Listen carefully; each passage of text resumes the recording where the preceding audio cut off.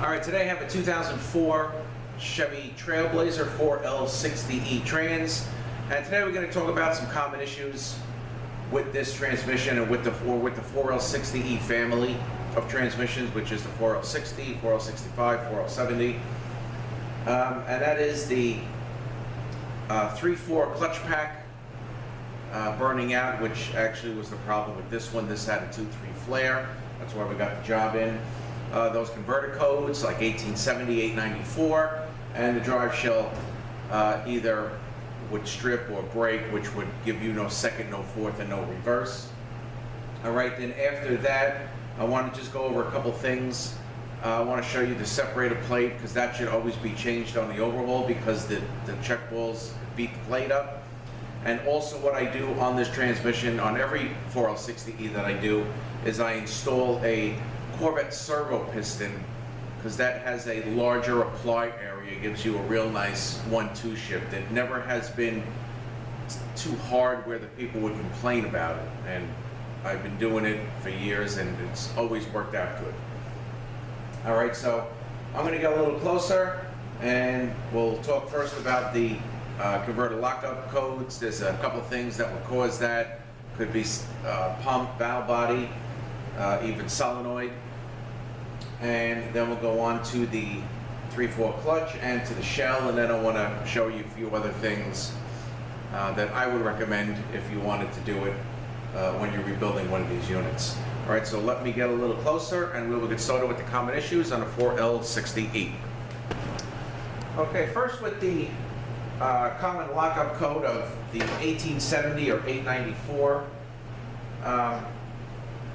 Pretty much that problem originates in the valve body with the Tcc brake valve, this valve train here. All right, I have it out already, and this is what it looks like. All right, and there is a little bumper spring in the middle. Okay, so what happens is from the ball wearing out, the oil leaks past and can cause these converter codes, the oil leaks past the valves. Okay, so what I do on every overhaul is I block the valves, block one way up and the other one down. I put something in the middle. You could put a strong spring in the middle to block the valves. I put like a piece of 1/4-inch brake line in between to block the valves. So that would stop the leak because the valves are not moving anymore. All right, now, if this thing comes in with the 1870 or the 894 code, the first thing you could try to do to fix the problem is to block the valves. Okay, that may or may not work depending on how long this has the problem. Okay, I had some pretty good success rate doing that, but other times we did block the valve and it did not work. Okay, and the reason why it did not work is because if you have worn out bushings, and I did have one once, and I believe I made a video on it, the front stator bushing was worn out, causing the converter code. Okay, so if you have a worn out bushing, the lower stator bushing, the upper stator bushing is worn out, that can cause converter codes. Your pump bushing and here can cause converter codes.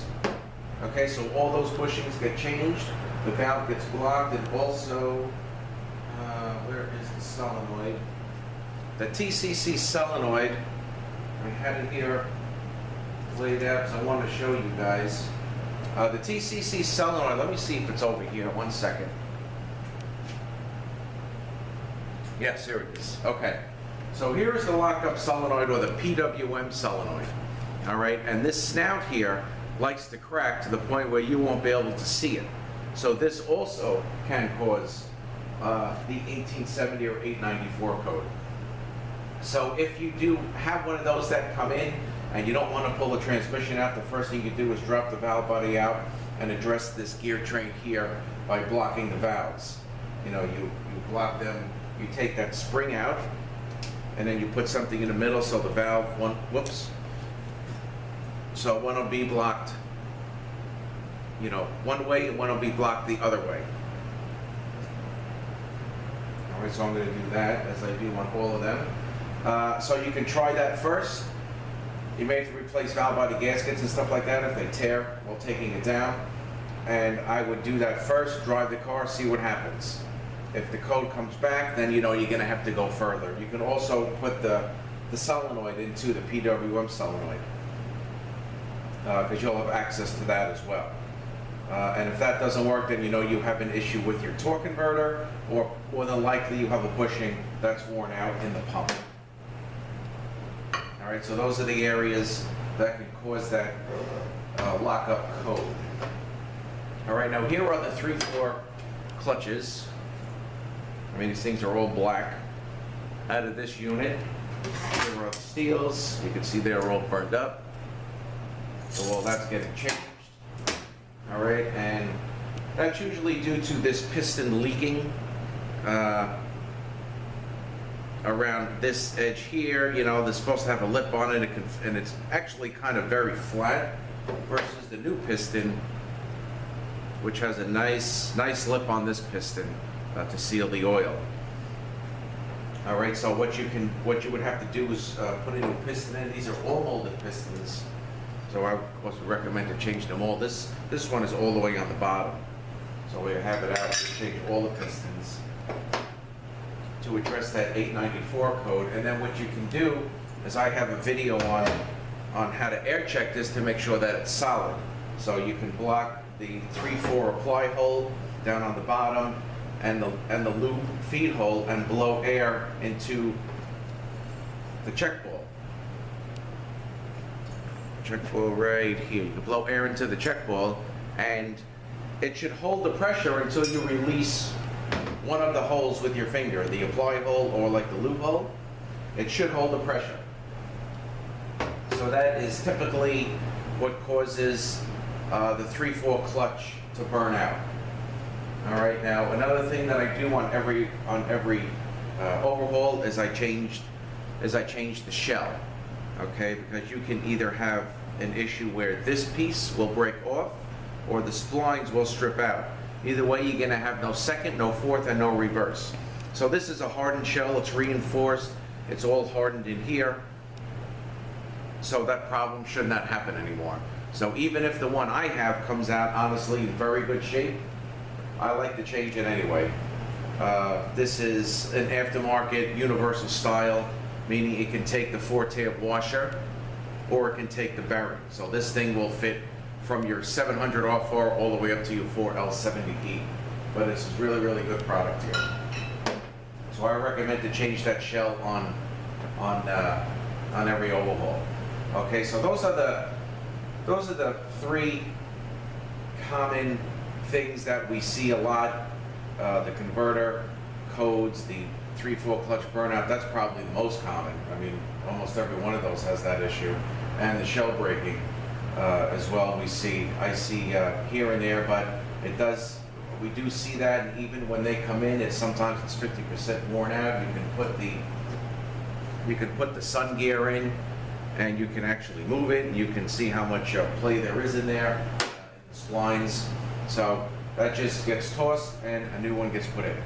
All right, now I wanted to show you this separator plate, because this is another common issue, that the plate gets beat up.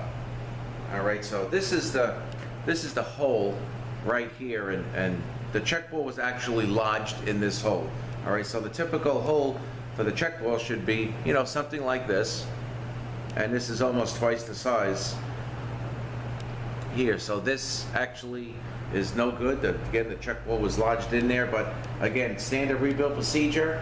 I get a plate from Transgo, 96 and up, the plate should work. And then as you get into the higher years, the plate, I believe the plate will come with its own gaskets. Whatever they do to the plate, they give you gaskets with it. But that's also a rebuild procedure to change out that plate. Now, here is your typical servo piston for the band, all right, and I replace it with every one of them with the Corvette servo piston, all right, because what this here piece is called a divider ring, and the smaller the hole here, the more or better apply surface for the band. So if you look at these two, you can see that the Corvette piston has a better apply surface. All right, and it gives you a very nice 1-2 shift. It is, I've never had a complaint of it being too hard. People coming back, I put it every 4L60E I do, and honestly never had an issue. So that is kind of like an upgrade of a standard rebuild procedure that I do. I started doing that because I finished, I think I finished a Suburban once, and I was driving it around and I just didn't like the 1-2 shift. The customer didn't pick the car up yet. So I said, you know what, let me get a Corvette piston. This is going back a little bit. And let me put it in and let me kind of see what happens. And I put that in and the thing was beautiful. So ever since then, I've been putting those in every one that I rebuild. So pretty much as a standard rebuild procedure, you know, you should be changing the shell, put a hardened shell in to avoid any issues. The separator plate,